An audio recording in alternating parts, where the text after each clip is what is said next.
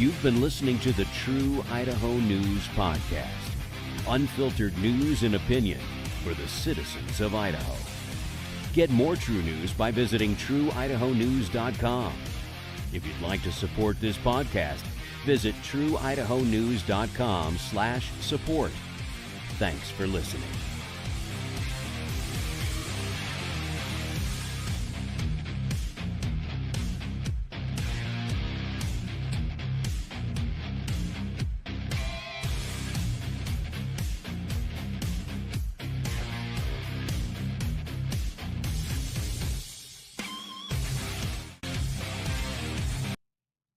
Good morning, everybody. Shane Class here with True Idaho News, and our guest today is Representative Clint Hostetler from the Magic Valley area. How are you doing this morning, Clint? Excellent. Thank you, sir. How about yourself? Doing good, man. It's good to have you on here. It's it's been a while since we've had a chance to chit chat, and we had a couple minutes before the show. It was kind of nice just catching up a little bit. But why don't we start off by just telling our viewers a little bit about yourself and who you are, and maybe some interesting things that you saw in the legislature, and we'll just kind of take her from there. Well, thanks, Shane, and thanks again for having me on. And oh yeah, I have to be a part of the group and just go ahead and say congratulations. Oh, well, thank you. Right. Yeah, thank you very much, man. We're excited to be. It was a long time coming. So you know, we had about a 12-year courtship, we'll call it, before tying the knot. But man, I'm sure glad to finally have that on, and yeah, it's been good. Welcome to the club. Yeah, thank you, thank you. You too.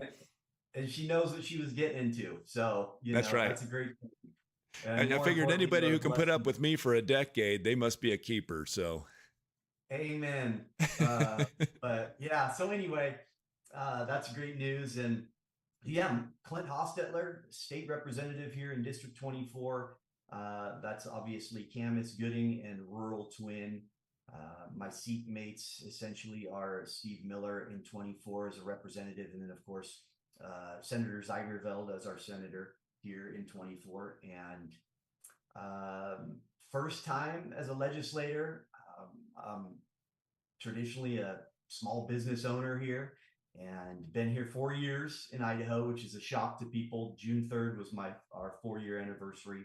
My wife left a career to homeschool our son, and so she is quite a blessing for our family. And so I get to work from home, and now it's really juggling life and family, work, and the political realm, which is a new situation. But once again, it's a privilege and an honor to be here. So that's good. You know, so first year in, give me your thoughts. Was it better than you expected? Worse than you expected?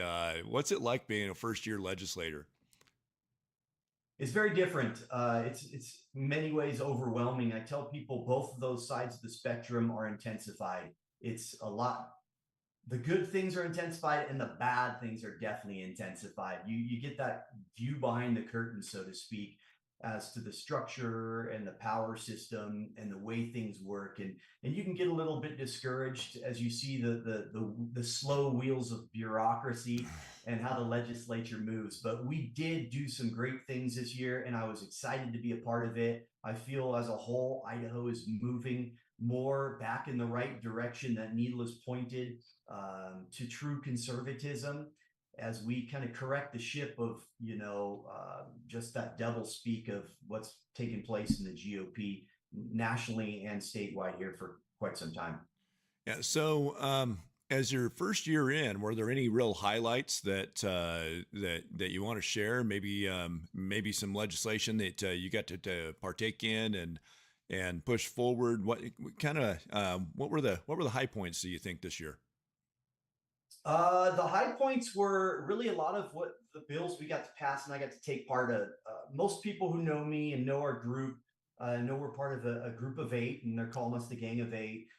We came in with a splash, kind of set the tone. Some people were saying the conservative conscience. There's a lot of good conservatives in there that we worked with, but we were marginalized from the get-go. So that kind of affected how we were able to bring legislation forward. And I think You and Senator Zeiderveld talked about that quite a bit, but we were able to really work with some different coalitions and most importantly, vote the right way. A lot of people say voting the right way isn't enough, but this session it absolutely was, because we carried a lot of bills across the finish line.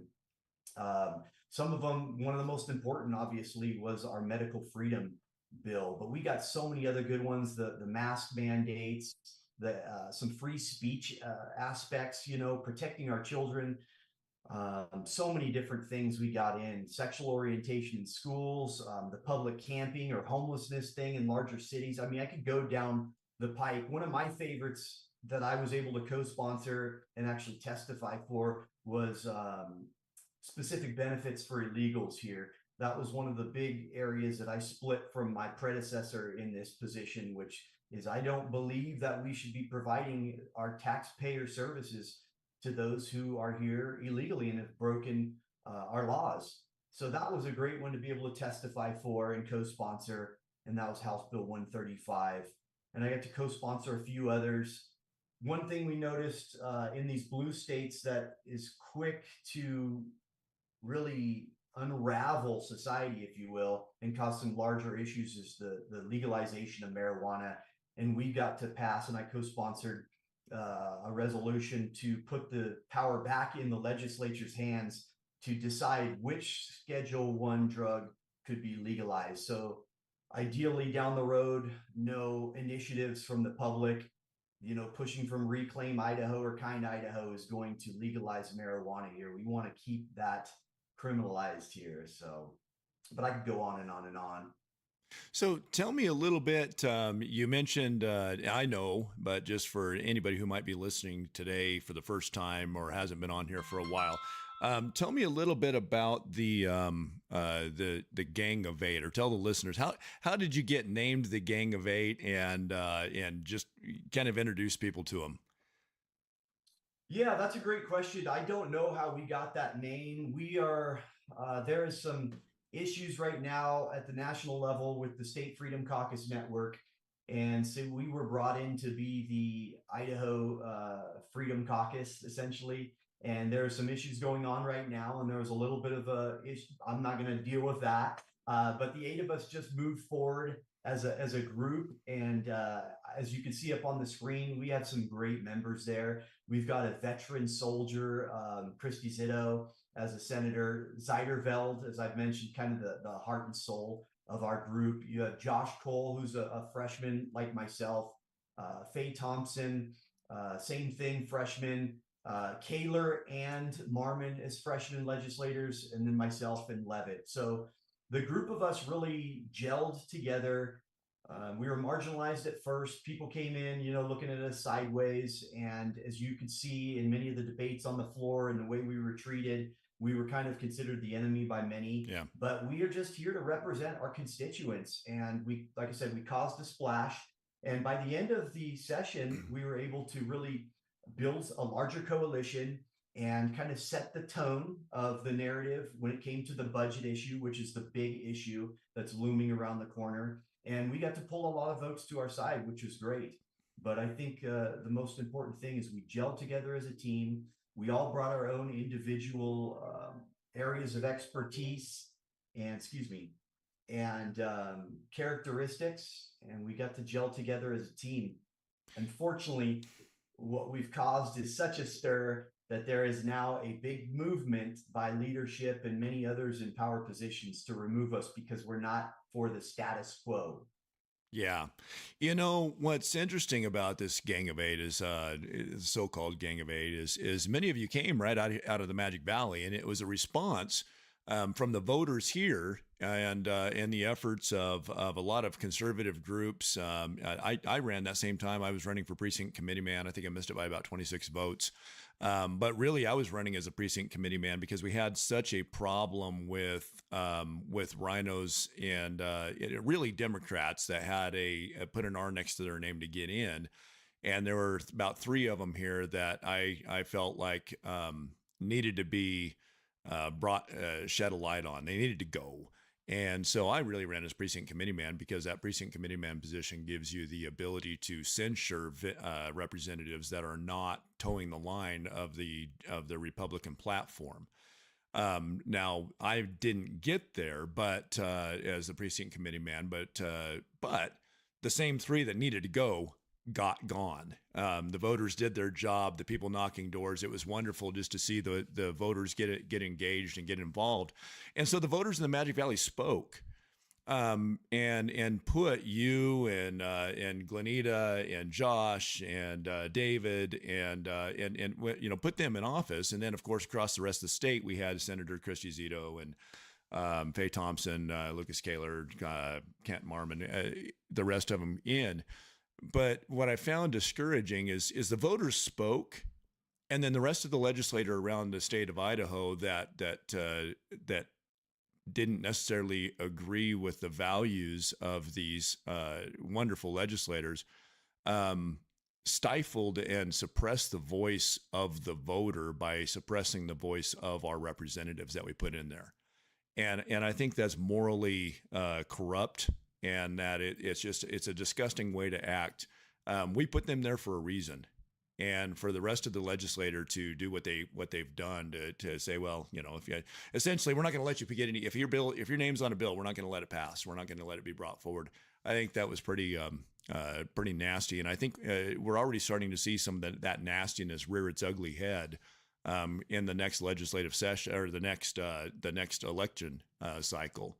And you and I talked about that just a little bit beforehand, but what are your thoughts on that? I mean, how does that feel as a representative going in there, trying to represent your constituents, trying to represent your district, when you've got other legislators that have essentially said, if you're associated with these 8 folks, we're not going to do anything with you? Yeah, I mean, at the end of the day, it's petty politics, and it puts personality and bitterness and fear above the constituents, above the state, above the conservative movement.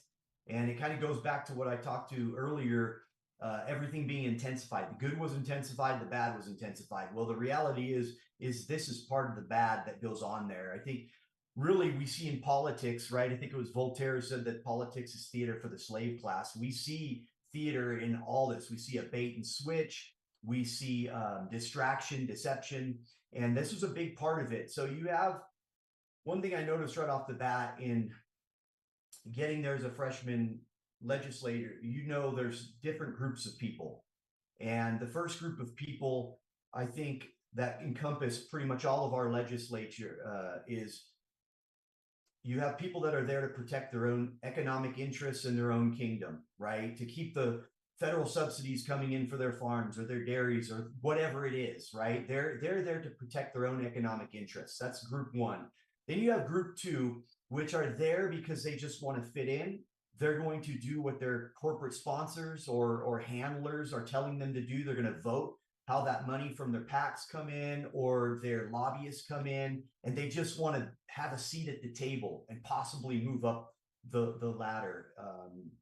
Then you have people like I would consider us, the Gang of 8, as those who are there to represent their constituents. We're there because we know what we believe and why we believe it, and we're not going to cave to special interests, the allure of power and influence. We're there because we hold firm our values, and we're standing on our integrity and our morals, and we want to put the people first in the future of Idaho.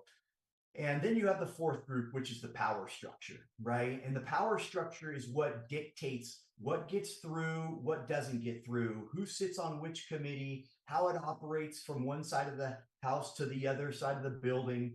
And so they really control everything. Nothing gets heard without the being ordained, if you will, from the power structure down. So that was frustrating. So you have all these dynamics at play and at work. And I don't mean to digress from your original question, but I want to give a greater context, right? So if you're there and you are wanting to maintain power and hope you can continue to do good things, but you realize I'm bumping my head up against the wall because people don't like how conservative I am, or my moral fortitude, or the fact that I put my constituents first and I may be shining a light on this little system behind the curtain, then I'm not getting anything heard. I'm not getting anything done. I'm a lame duck, if you will. So then you have the ability or the potential for some of these legislators to start saying, well, I need to do what I need to do to get things heard and to get a seat at the table, because then I can really get things done. So you kind of start to see a slow compromise. Well, unfortunately, that's happened quite a bit, I think. And someone who was in power there at a seat at the table, so to speak, actually a good guy, told me, Clint, unfortunately, the way it goes here is you have to get 4 quality bills drafted to get one watered down bill heard and passed through the House. And that was so discouraging for me to hear, that you can create and draft 4 great bills knowing they're not going to get heard, knowing they're not going to get through both sides, just to get a watered down bill through. This is what we're dealing with here in Idaho. And so what I did was I tried to work on relationships, right? One thing that's lacking in I think politics in general and here in Idaho is trust. No one trusts anybody because everybody thinks that they're being recorded, that whatever they say is going to be used against them, and that it could come back to haunt them. So people lack trust for one another. So you don't know what to say and what you should say. You don't believe anything coming from the other person. Well, I've always prided myself on being open and honest and authentic. You know, wise as a serpent, gentle as a dove in this scenario. But to me, people know what they're going to get and who I am. And whether we line up philosophically on the spectrum or not, they can trust me. And that's kind of what I prided myself on, and really what our group has prided ourselves on. You know who we are. We're going to be open, authentic, and you can trust us. Now let's get some things done. And I think that is a culture that is needed right now in our state house. And if we can continue to break through some walls of kind of bitterness and all these other issues going on, we could probably continue to make a greater impact, build a bigger coalition, and continue to push that ball down the field for the best conservative results for our state. Amen. You know, that's just what I've sat back and I've watched this, and while I give my support to every one of the representatives in the so-called Gang of Eight, I look at this as a bigger problem outside of that, is that we have this divide within the some conservatives that have really good voting records, that are on the side that's trying to suppress your voices, and honestly, it's as you look at the voting records, it's good. You guys have the best voting records in the 8. And so when you take those voting records, and they're good representatives, they're representing Idaho and the people the way we want to be representative, which is smaller government, less government control, more power to the people, less taxes, more money in the pockets of the taxpayers, get rid of the cronyism, get rid of the corruption, and just have a good, small, limited government. And on both sides of the argument that's going on right now, they have that same fundamental belief. Where the divide seems to be is on whether or not you should compromise those principles in order to get a seat at the table. And I see the 8 holding strong that no, you know, we can compromise on small things. Should we spend $100 on this, or should we spend $150 on this? But when it comes to core principles, when you compromise that, you have lost all of your of the respect of the voter. You've lost your you've lost your ability to truly get that faith back into our legislators that you were talking about earlier, and the people can't trust you. You've breached that trust, and so I hope that the other side, and I hate to say sides because now it's no longer Republican and Democrat, it's Republicans and Republicans that are in the middle of this argument. Do you think there's any path to where that bridge can be of divide can be dealt with, and that you can come back together? Because what's really sad is, as Idaho, we made great strides after COVID. The voters woke up. and said we have to have a change, and the change is we're no longer on a fight of Democrat and Republican, and say it's good or evil. And we recognize that, and so we need to send some good, God-fearing legislators up to the Capitol so that they will fight for what's right and moral. And we did such a good job of doing that. We were getting somewhere. I think this is honestly Satan's way of getting the divide in there so that he can break us up and cause those problems. What is it going to take to put that back together? Is hope lost? Do the voters need to get rid of the other side and just say, okay, you guys, you need to go away now? Or is there some way to bridge this? Well, there is. And, I think relationship, right? The more honest we are, the more authentic, the more truthful. I mean, and really, you could say this in ministry and life in general. If you are authentic, you're open, you're honest, people start to trust you. It's only by trust and authenticity can you have true relationship, right? And so the same thing goes in our state house here. There's been a lot of issues that have happened in the past that we're being held accountable for, that we have nothing to do with. And really, it's just to say, let's put aside the petty politics, the emotional damage of the past, the bitterness, and we can work together. There's a lot of great people on the other side that I've had, dinner with and laughed and grabbed coffee with and just gone out of my way to say, hey, look, we've got to put away these old issues if we're going to do the right thing. Now, getting back to that power structure that's going on right now, behind the curtain, you notice that everybody wants to just position themselves just enough to the right of their opponent, right? If you go too far, then the people don't need you as much, right? Because government loses its importance, right? If we put the hand and the money back and power back in the hands of the people, then government becomes less relevant. So all these people in leadership, they want to look just conservative enough to where you still need us. We're getting things done, but we now have a seat at the table so we can get things done. So then you have a new group of legislators coming in and say, whoa, there's still so much more we can do. Instead of good, let's do the best. Then those people over there that were to the right don't look so to the right anymore. And there's a light shining. And then we're now seen as the enemies who are coming in. And then you get these dispersions like far right or extremists or not willing to compromise or understand the nuances of the political system and how you really need to get things done. You gotta, cross over to the other side. Of course, we've heard that at a national level for decades. And what happens? It's always a slow capitulation to the left. It's never to the right. So I hope that makes sense. And to say, is there a way to bridge the gap? Absolutely. But it takes each one of us putting aside politics, putting aside the petty personality differences, the pains and emotion from the past, and just saying, you know what? We got to do what's right for the people. This is good, but this is best. And the more we get active voters that are engaged and informed and educated, and the more that they get behind candidates that will stand on principle, that aren't afraid to speak the truth, that will continue to fight, the more we change that, power structure to where instead of just going for good, we now have enough votes to get the great in. And I'll give you an example really quickly. The medical freedom bill, that was a disaster towards the end of the session. Leslie Manookian, a straight up soldier in liberty and medical freedoms, she had the perfect bill. And we got a senator who compromised to continue to sit at the table, and he did not stand firm on his word. And that bill got changed, and they had a major loophole so kids in daycares could still get vaccinated. If we can't protect our children, what are we doing this for, right?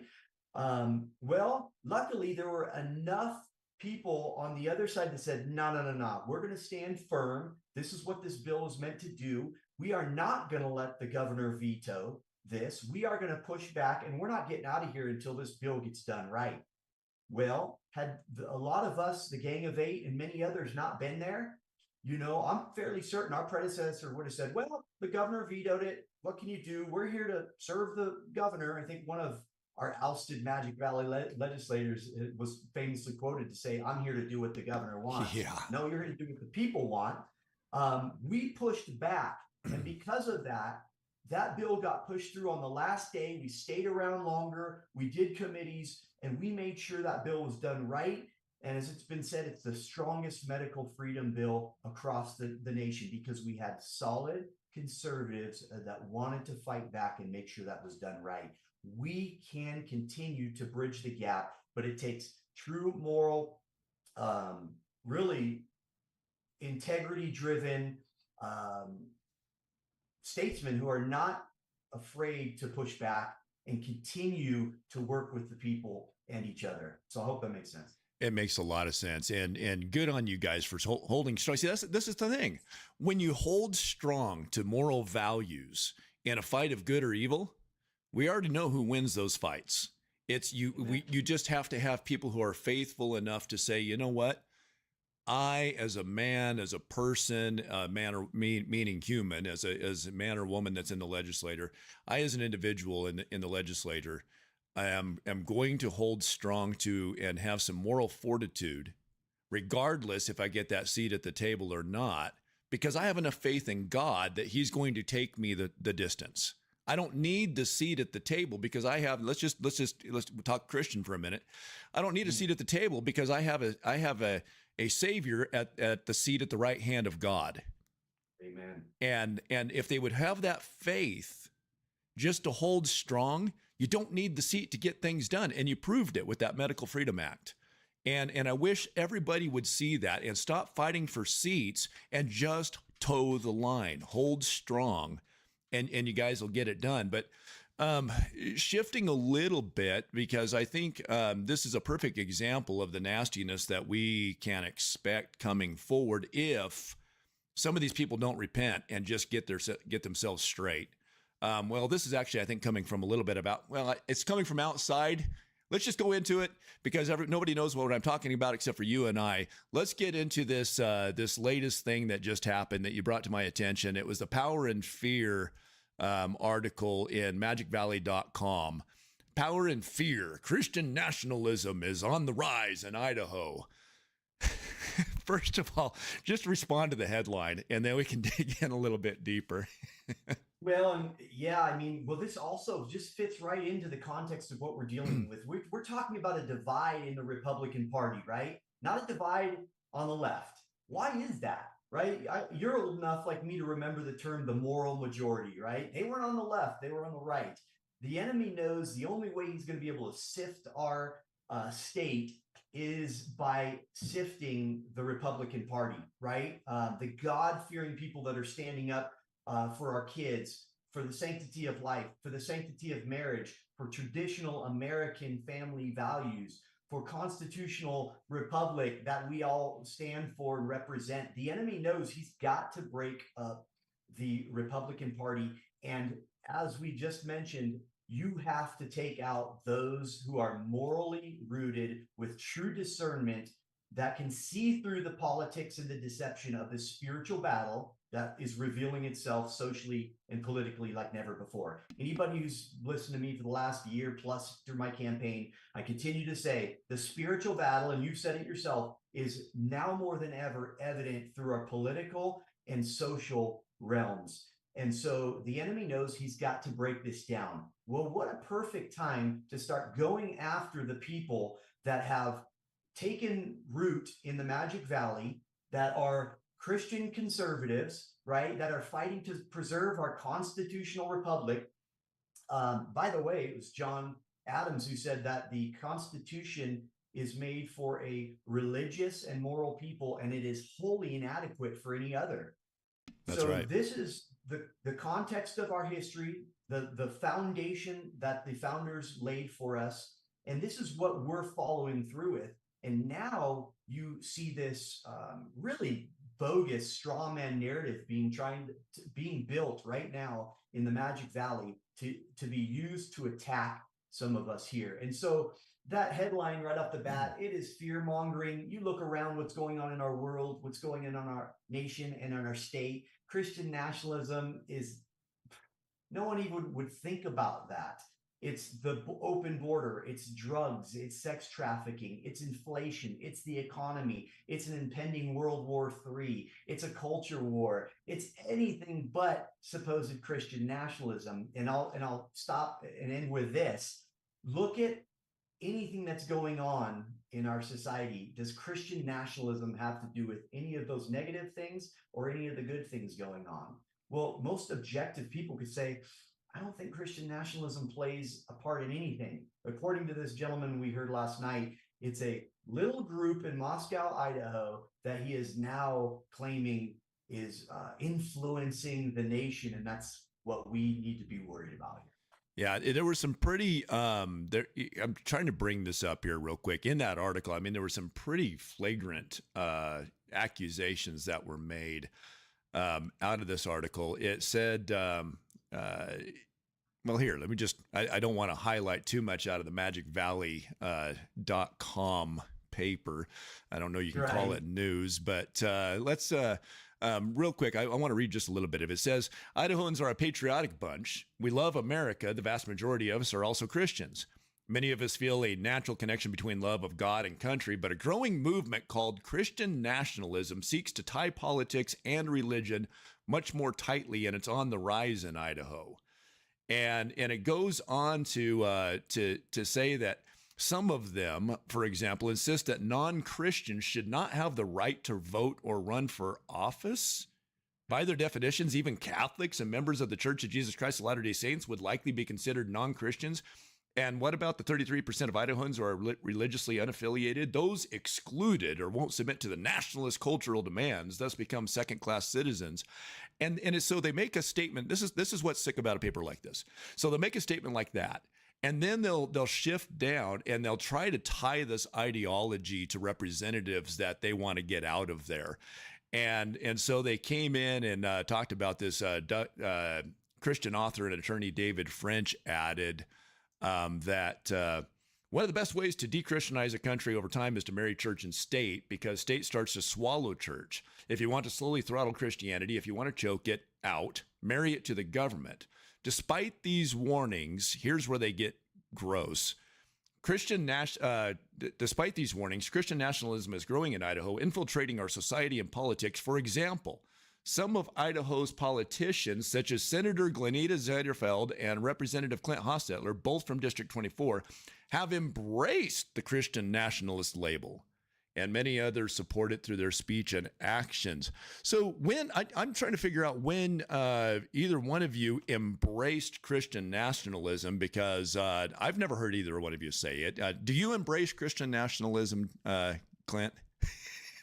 No, and definitely not what they consider Christian nationalism. And I find the whole thing ironic that no one once reached out to either of us to validate those pretty egregious statements. But if you take a step back, you start to understand really the agenda here. And as far as I'm concerned, since the start of my campaign, what I've seen out of that newspaper media source is just no journalistic integrity. You know, I've reached out to them several times. They continue to I could go on and on and on about that. This is just one more example. You know, I think people have lost all confidence in our media because there's no objectivity. The most crucial aspect to journalistic integrity is objectivity. Report the facts, let the people create their own opinions, right, and worldview. But when you continue to build a narrative that is not based on objective reality or truth,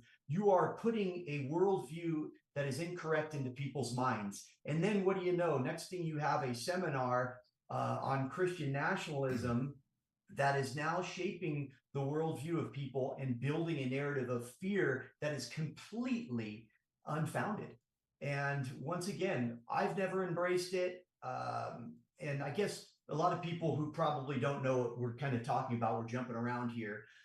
There was that article about 2 weeks ago. And then last night at CSI, there was an event by a speaker for Boise Public Radio who's worked with NPR, who has done these podcasts on extremism, American extremism.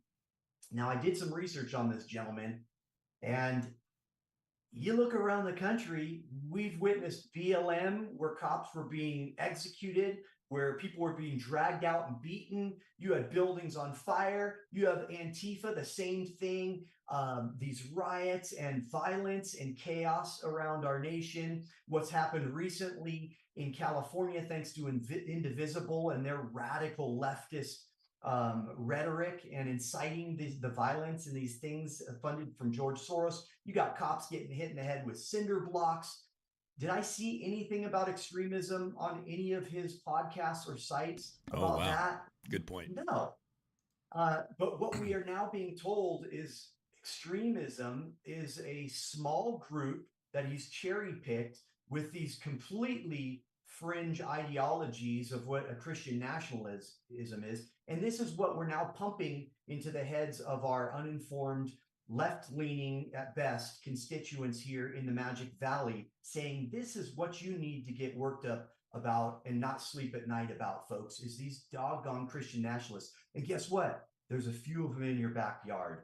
Can you see the narrative that's being perpetuated here? And then you take a step further back and you say, well, who's putting these on? Idaho Solutions. It's a recent lobbyist group that was formed by my previous opponent, Chanel Dixon. So she's moved out of her position that she was unseated from based on the vote of our citizens, jumps into lobbying, and now starts perpetuating these narratives, attacking myself and other liberty legislators here in the Magic Valley. She is now being bolstered by the Magic Valley Times, which I spoke with one of the board members last night, and I asked him why he printed that story without coming to myself or Senator Zeiderveld to validate these egregious claims. Turns out he's a good friend of Chanel Dixon. Then you take a step further back and you looked at Indivisible, this George Soros TC Marxist group who's recently taken roots here with the Democrats and a lot of the old establishment Republicans, is endorsing and pushing that event as well. So there's a narrative that's being easily connected here with all the puzzle pieces that are happening. You got the Magic Valley Times putting these stories out with no objective or journalistic integrity. You've got an old opponent who is part of the establishment that maybe wants her power back. I don't know. Definitely has an axe to grind. You've got Indivisible, and you've got all these other pieces moving together to paint a picture of really a narrative and a straw man that does not exist. Yeah, I was just able to bring that up. It popped off the screen for a second, but right here, Idaho Solutions, extremely American, how Christian nationalism is changing politics in Idaho and D.C. So right there, you see it. It's right here on the Idaho Solutions website. And I think you're saying that is Chanel Dixon's associated with her somehow? Yeah, she, after being ousted from office, she started this organization, and she's officially in our green lobbyist book. She's a registered lobbyist. That is her organization. And, you look at some of these events that she's hosting and these talks she's hosting. I mean, we don't need to go deep, but it's just easy to see what's happening here. And there is a concerted effort to quell the voice of the people. You mentioned earlier, the people have spoken. We're trying to be stifled at the legislative level. One of the good guys that I built a solid relationship with at the State House, who's a chairman and solid guy, he told me recently he ran into our Lieutenant Governor, Scott Bedke, and Bedke said that apparently Magic Valley is tired of what's happening with us four down there. And he and others in leadership are working diligently to find somebody to replace the four of us, Zeiderveld, Cole, Levitt, and myself. This is what you're hearing from our Lieutenant Governor of our Republican Party, working in unison with these other organizations. It's not hard to come to this conclusion. It's not a conspiracy. This is what we're watching. And a lot of people say, oh, you're taking it too far. Well, it's pretty easy to put these puzzle pieces together and see what's happening in our Republican Party here. And that's why the division is so important to build straw man narratives, to keep the division going in our party. And it's a fight ahead of us.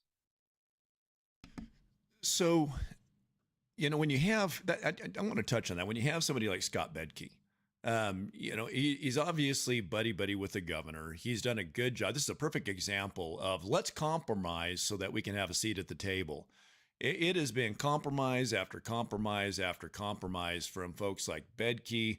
We saw this now with I used to have quite a bit that I thought in common with over there in Burley, the attorney, Kelly Anthon. He and I had some good conversations early on before I really dug into Idaho politics and just how deep the swamp is in Idaho politics. I recall it was when Marcy's Law they were trying to push a version of Marcy's Law into Idaho. And he was kind of behind that. It was a red flag law. If you're not familiar with that, basically, if somebody calls the police and says, "Hey, I think this guy's going to harm himself and he has guns," they come take the guns away.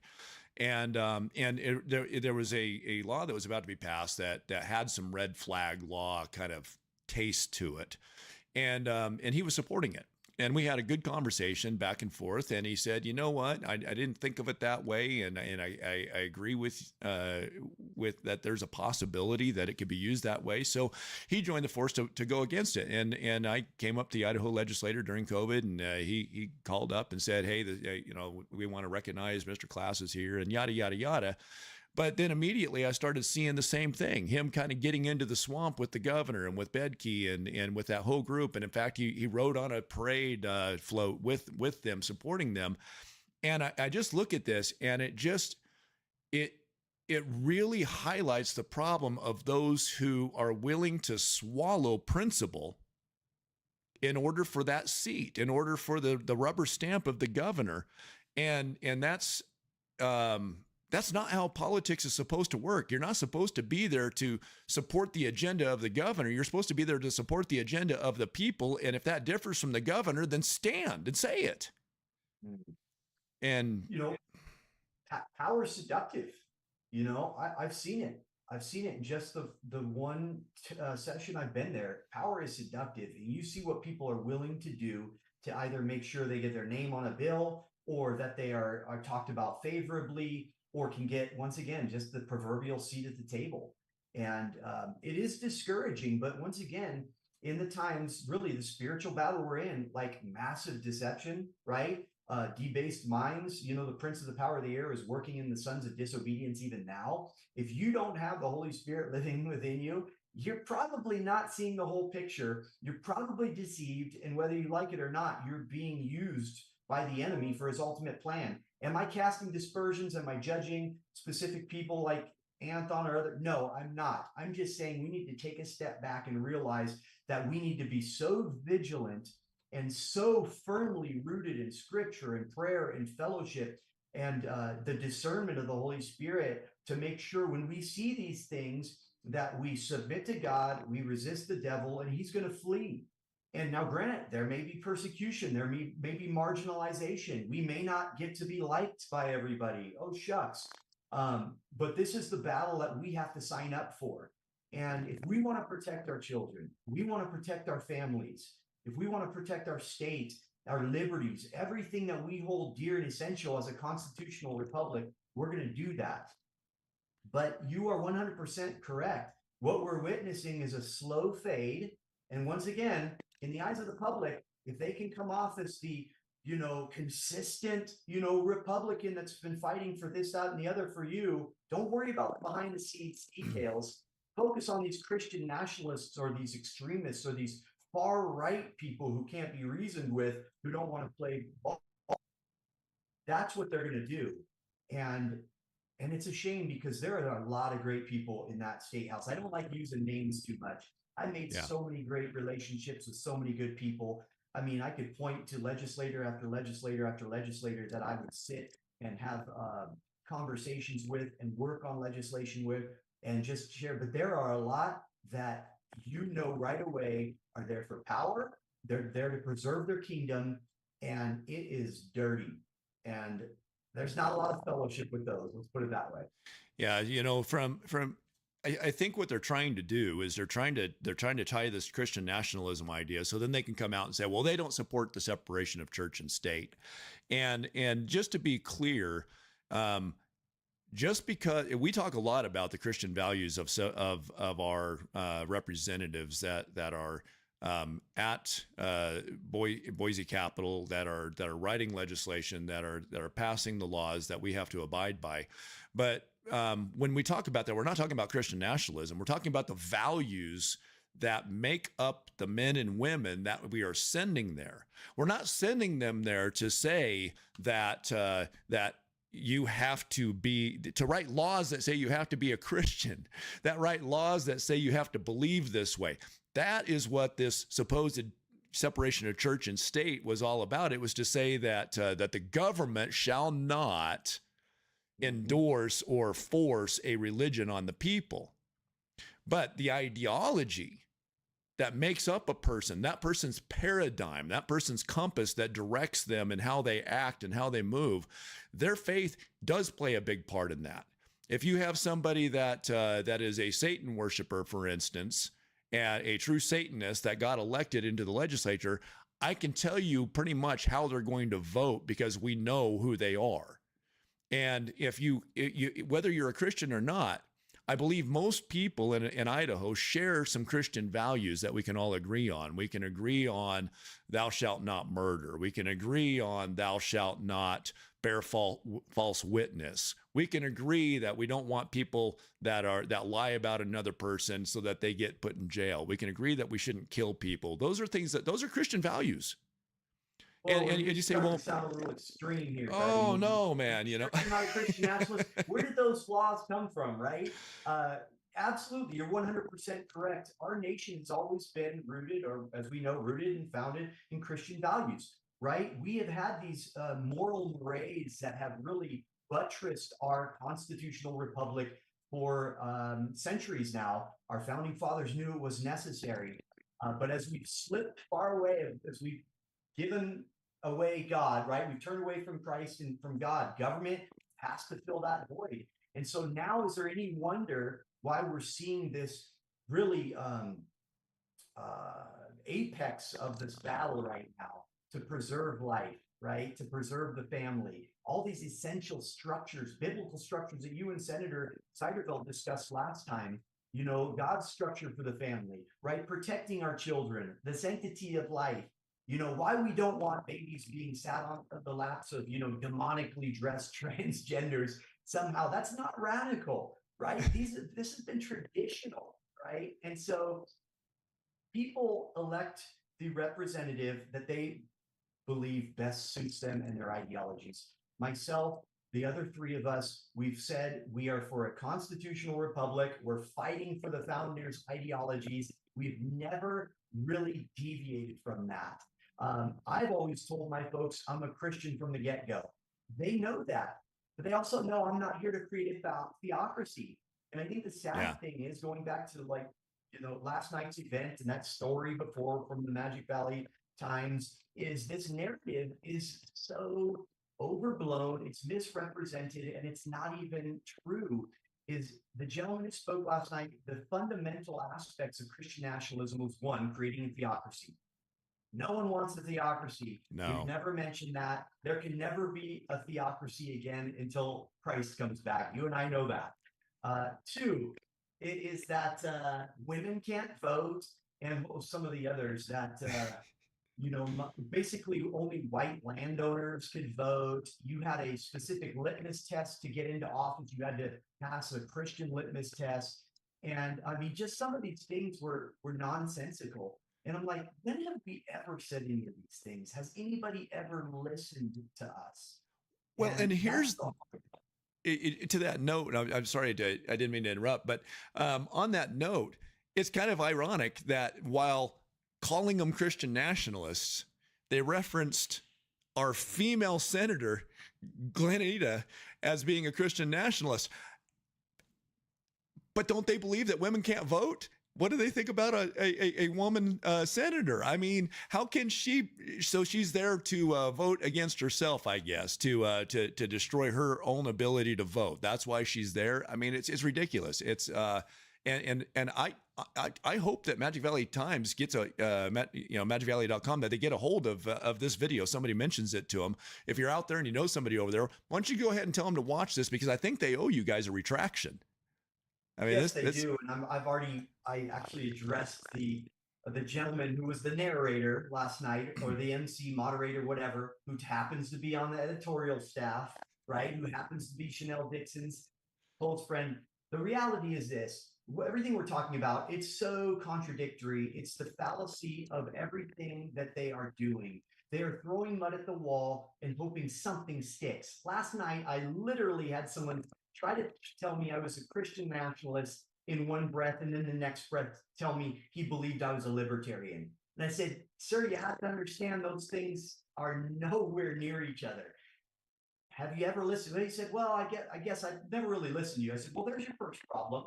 And then he says, well, I thought you were this, but I don't know if that's the case or not. I said, well, that's your second problem. You have to listen to me. Listen to what I say. Come talk to me. Ask me these questions.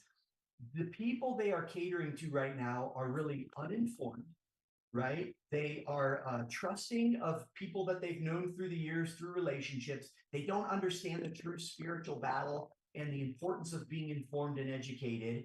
And so they are easily led astray. And that's unfortunately the downfall to our nation, right? We need a diligent and a vigilant people to be informed, educated, hold their their statesmen or representatives accountable. And when you continue to follow a source or a person or a media that's deceptive and giving you a false worldview, the way you look at the world is now distorted. It's why we need that discernment, and to be more, once again, diligent and vigilant than ever to get and dig into these things, right? Yeah, and for the viewer out there, I hope that you're holding tight. We are on a Zoom meeting. That's how I've brought Representative Hostetler in here. We're having a little bit of difficulty on that. The audio is coming across. I hope you'll still listen to the audio, even though the video is a little bit distorted, and we apologize for that. That's just outside of our control. But this is a conversation that's critical. And this is something that you need to understand. What you just said, Clint, that when you listen to a media, we'll show you from time to time where the media, especially like this with Magic Valley Times, is just blatantly, and this is a blatant lie. There's no way around it. If they didn't come to you and ask for your opinion on this, and you have never said this, and the evidence again is against the fact that you're a Christian nationalist, but yet they'll come out and they'll print it. How can you trust anything that they have to say when they're this grossly misleading to the reader? And this is what we expect to see more and more of, because this is an election cycle. And you need to understand that most of the people that are in the media, the mainstream media, such as the Times, they're going to be liberal. They're going to be left-leaning. That's just the truth of the matter. And so when you see things like this, you need to send it through the filter of truth. And the quickest way to do it is just to do this. Get them on here and ask, are you a Christian nationalist? And they'll say, well, no, of course I'm not. Then don't print it. But they did. So now they have that to deal with, and we can see how credible they are, and we can see how honest and moral they are, and whether or not they do a retraction, and whether, if they do that retraction, if they bury it on the last page or on some somewhere that they know that most of their readers aren't actually going to read it, or are they going to put that just as front and center as they did this article? Here's the big question. Once again, why it's so important that we have integrity, objectivity, especially in the media, but as people in general, a moral fundamental foundation. Is it wrong to lie? Absolutely. Do the ends justify the means? I think we live in a world where everybody is willing to rationalize away their integrity, their morals, if to them the ends justifies the means. That is one more example from last night. We know who put on the event, Idaho Solutions, my former opponent, Chanel Dixon. Well, they asked everybody to bring in questions. If you have questions, submit them, put them on this note card, and hand them to the sides of the aisles. Well, a lot of the people that went last night were like us. We wanted to find out what this was all about. We had some legitimate questions. We had pastors go. We had some solid conservatives from our group go, and they submitted questions. I look over before they start the question section, and who is rifling through the questions, deciding which questions will be asked. Well, it's none other than Chanel Dixon. So what kind of objectivity do you have? Oh, by the No way, way. none of the questions our group submitted were asked. And we're told towards the end of the Q&A session, well, it looks like we got through all the questions. No, you didn't. You had time to answer all the questions. They didn't address the hard questions. Our group has always been willing to talk to people. If you have a hard question for me, call me. You have my cell phone number. If you wonder why I voted a specific way, call me. I'll explain it. We want to represent the people, those who agree with us and those who don't agree with us. That is how you can trust us. We are accountable to you. We're authentic. You may like it or you may not, but we are holding ourselves to a higher standard, not only morally, but philosophically, to the position that we've been elected to in this constitutional republic as statesmen to our district. And we are seeing a vast chasm right now between political ideologies, political parties, and how the ends will justify the means for the power structure to maintain their power or gain their power back. It's a scary place to be in. It really is. So, Clint, we've got maybe about 5 minutes left here. Are there any other subjects? Is there anything else that you would like to say to the listener now? I'd just kind of like to give you the microphone and take a couple minutes and just share anything else that you would like for everybody to hear from you. Well, I mean, I think we've kind of said a lot. There's so much to say. I just think it's so important to be careful where you get your information from. Talk to people. We have to continue to open dialogues. We have to understand each other. One of my favorite persons I spoke with during session was a Democrat. Her name's Monica Church. We bonded over some Seinfeld jokes, and her and I had some of the best discussions. We're so philosophically opposed, but we came together on certain issues around education she and I agreed on because we weren't afraid to talk to each other. Our constituents here in the Magic Valley, all of us, we need to get past this political division and this wall that's being built to maintain separation and to continue, as I said before, to build narratives to keep us separated by fear and all these things. Talk, reach out. You know, we are applying a broad stroke to each side, and we can't do that anymore because the future of our state depends on it. But we are so full of division in these times. We don't know what conservative means. We don't know what Christian means. We don't, you know, we think Christian nationalism now is the greatest threat to Idaho. I mean, what's happening here? So reach out, call us, make sure you know the information you're getting is accurate, hold people accountable, whether it's your local, you know, journalist or your statesman, and get involved more than ever. It's discouraging. It's hard. It's overwhelming to be informed, but I hate to say it, we have to be more than informed. We have to be educated because the enemy is not stopping. We're still dealing with things like Lava Ridge, the financial issues, the cliff that's coming in relation to that, the culture war. The enemy doesn't sleep. You know, look at Indivisible. Who would have thought a heavily funded George Soros, Washington, D.C., inherently Marxist group would take a foot in Idaho, Twin Falls, and be working actually right now in professing Republicans? That's a scary place to be. So we really need to get engaged now more than ever. So I'll leave you with this because I'm rambling on. Make sure you're informed. Make sure you get behind and support statesmen and politicians that are willing to be open and vocal and that are willing to fight. But most importantly, those politicians and statesmen, you want to make sure they're rooted in moral integrity, that they understand the battle that's waging, and that they are not afraid to move forward, because that's the only thing we need right now to continue to push forward for the sake of our future. So, Clint, that was very well said. It has been a pleasure having you on here. I'd like to do this more. It's if nobody else got anything out of this, this is the kind of representative that you want representing you. And I think that speaks for itself from this episode of True Idaho News. How do people help you? We are in a new campaign. It's a new election cycle. What's the best way for people to support you, and not only financially but in person if people want to get personally involved? What's the best way for them to reach out to you and get involved with your campaign? Yeah, and you know what? First and foremost, I should have said I thank you because you've been a soldier in this battle. It's the people that are inflammatory, confrontational, passionate, outspoken, but tempered by grace and discernment and wisdom that are needed now more than ever.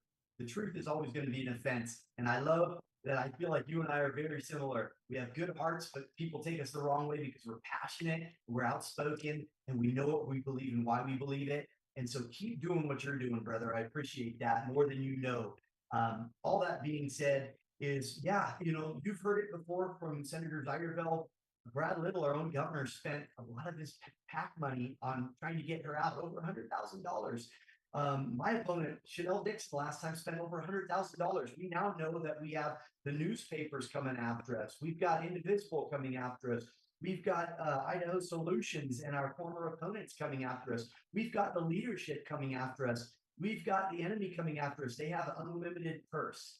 So absolutely, we'll always ask for contributions. We need it now more than ever. But most importantly, we need prayers. At the end of the day, if God be for us, who can be against us? And then, of course, knocking doors, talking to your neighbors. If you can't afford it, like most of us can't right now, to contribute to campaigns, we're just trying to pay the bills, keep the lights on. Go talk to people, right? Remind them what our true battle is and who those fighting for us truly are. So to sum it up, it's prayers, being outspoken, and then funding however you can. We appreciate it. Every dollar goes a long way. And then I appreciate you putting up my website, clintforidaho.com. You can find me on Facebook and X at the same things. I'm trying to put out, yeah, I appreciate that. I'm trying to put out more information and keep people informed. There is a lot of information and it's overwhelming. So I'm trying to do it slow and stay up here in the philosophical realm that I know best. And so thanks again for that time. Super. Clint, we wish you the best, and we'll stay in touch.